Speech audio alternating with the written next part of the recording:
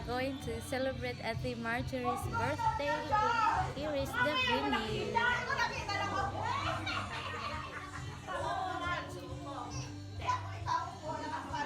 Video mo? Yan. Wala akong makita. No, makasave ako ng battery. Makikita mo yan mamaya.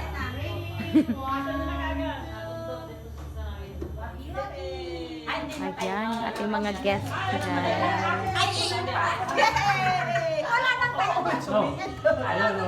May sumingit. May sumingit. Mami Te, Pastora, Para daw sa kwan.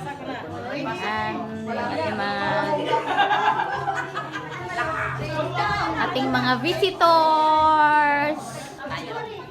Oh, yan na, nakatayo na. Hello mga guwapa. Video po, video.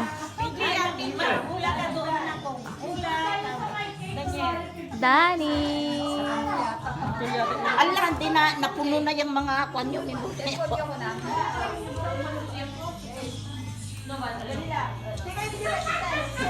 Yan, yan, paki.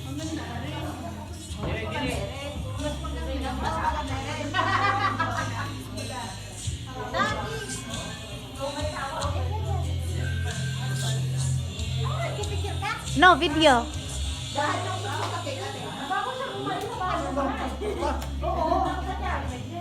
Ako na be.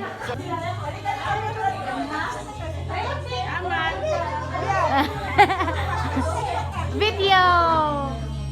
Video to mami.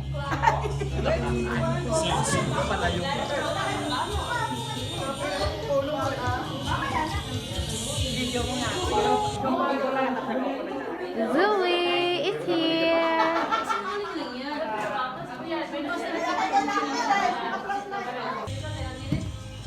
Ay, sana all.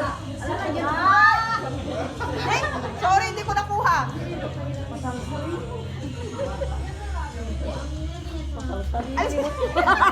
Pila. Mamaya ka muna, do. Masita tuloy ako sa Kanina ka pa cellphone chat ko. ng chat.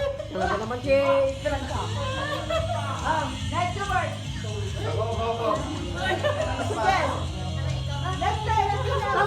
Okay, next.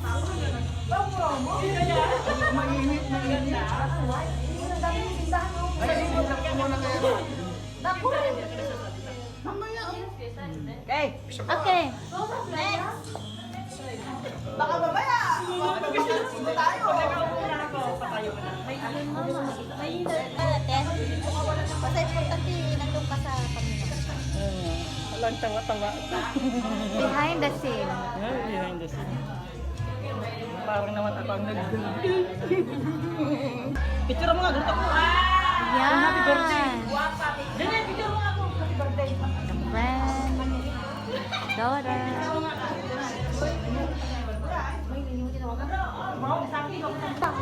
Behind the scene.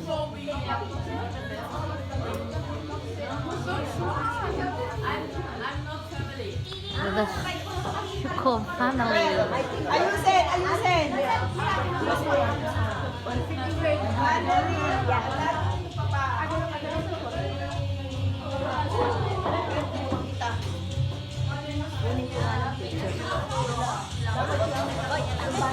Wait. 1 second.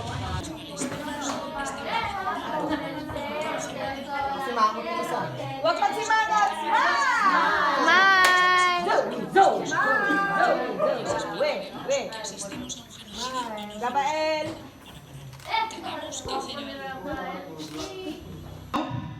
Tonight, let's give praise to our Lord because tonight, God gave us Ate Marjorie and that is worth celebrating for. Tama po ba? Amen. Amen. So tonight is not just about turning 50 years old, but it's about celebrating a life filled with love, faith, and God's grace in Marjorie's life. So ngayon po, let us sit back, relax lang po tayo, and also may I request everyone na please put your phones on silent mode para hindi po tayo maabala mamaya. But of course, feel free po na mag-picture po tayo mamaya because tonight is definitely worth remembering. So now, to start our evening with lots of love, let us all welcome, of course, the beautiful and handsome kids of our birthday celebrant.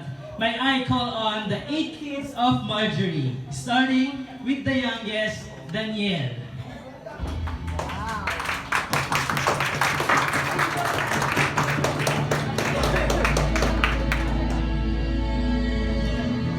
May we call on Danielle Shogo. And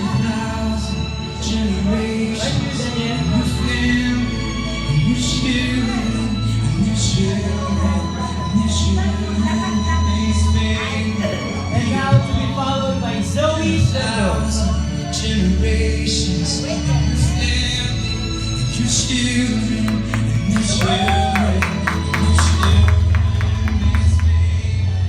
Next, Rafael Shogo.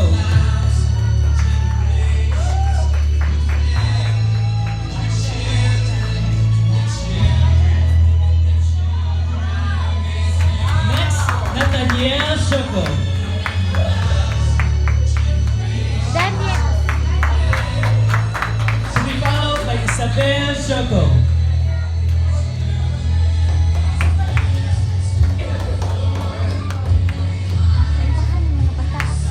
And now let's go on Beatrice Shogo.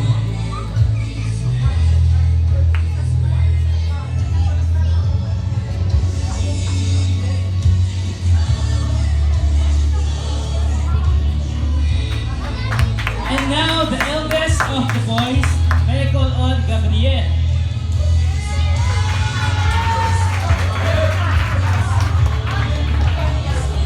And of course, the eldest of the children of Marjorie, may we call on Valerie.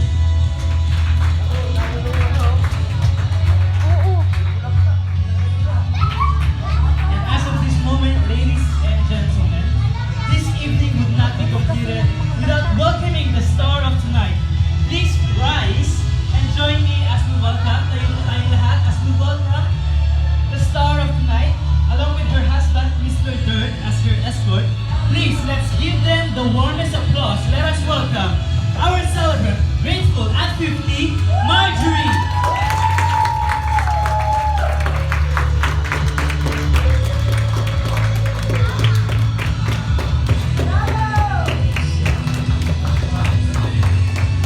Imagine 50 years of blessings, favor, victories, and God's grace, and continuously counting. What a testimony she has. Psalms. In the chapter 139, verse 16 and 17. And this is not only for Sister Marjorie, who is celebrating her 50th birthday this evening, but this is also for every one of us. Because every one of us, tayo pong lahat ay sinilang. Amen. Tayo po lahat ay sinilang. We all was given birth by our mother. Without our birth, wala po tayo dito. So, this is not only for Sister Marjorie, but this is for everyone. And in verse 16, it says, and it tells us, "Thine eyes did see my substance, yet being unperfect. And in thy book of all my members were written, which in continuance were fashioned. How precious also are thy thoughts unto me, O God, how great is the sum of them." Sa wikang Tagalog, sabi po niya, "Nakita ng iyong mga mata ang aking mga sangkap na di sakdal, at sa iyong aklat ay pawang nangasulat, kahit na ang araw o ang mga araw na itinakda sa akin, nang wala pang anuman sa kanila. Pagkamahalaga rin ng iyong mga pag-iisip sa akin, O Diyos, pagkadakila ng kabuuan nila." Let us all pray. Father, we thank you for your word. We thank you for all these blessings that we have received this night, this moment, O God. I ask you that you bless your word so that your people may benefit from it, Panginoon. Maraming salamat, Panginoon. Thank you for loving each and every one of us. Thank you for all the blessings and the loving and the grace that you have bestowed upon Sister Marjorie, and even unto all of us sa gabing ito, Panginoon. We thank you and we lift you up because you are the one who is worthy to be declared and to be lifted up in our midst, especially, O Father. Maraming salamat, O God, for this privilege and opportunity that you have given us to not only to celebrate the 50th birthday of Sister Marjorie, but even for the privilege for each and every one of us to worship you this evening, O Father. Maraming salamat po for the strength that you have given us. Thank you for sustaining us. Thank you for sustaining our life. And thank you for sustaining our salvation. We glorify you, we lift you up in high. And ikaw, Panginoong Diyos, ang siyang madakila because you deserve everything that comes from us because you are our God, you are our King. In the mighty name of Jesus, amen. Hallelujah. So I would like to, after this Psalms 139 verse 16 and 17, brethren, truly na ang ating Panginoon in accordance to the book of Romans chapter, if I am not mistaken, in the book of Romans chapter 10, where it is stated that we are predestinated by God. Ibig sabihin, we did not choose. We did not choose to be given birth. We did not choose for us to have life, but it is God who chose us. It is God who predestinated us. It is God who planned for each and every one of us. Ang lahat ng yan ay plano ng ating Panginoon. We did not ask God for us to be born, but it is God who chose us to be born. Amen. Kaya isang pribilehyo, it is a great privilege for us that we are all here. Kung saan ay tayo po ay nanamnamin po natin. We are going to namnamin yung blessings, the goodness and the kindness of God, not only in the life of Sister Marjorie, but even in the life of all of us. Short lamang po ito, and I would like to share with you in the book of Malachi chapter 3 verse 16 because it is related po siya. It is very related in verse 17 in Psalms 139 verse 16 ang sabi niya, "Thy book all my members were written." It is written by God Himself. Lahat ng ginagawa natin, every move that we make, everything that we do is written in the book of remembrance of God.